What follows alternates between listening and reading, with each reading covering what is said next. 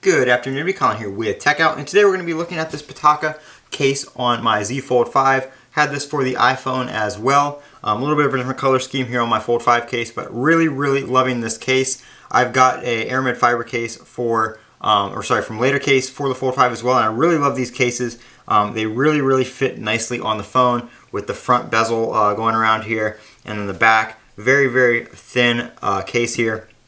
Really love how this feels and keeps the feel of the Z Fold 5 without adding too much bulk or anything like that. Got a nice little camera bump here with a ring around it to protect your cameras. It sits flush with the lenses, so when you put your phone down, they're not protruding out, sticking out, hitting anything.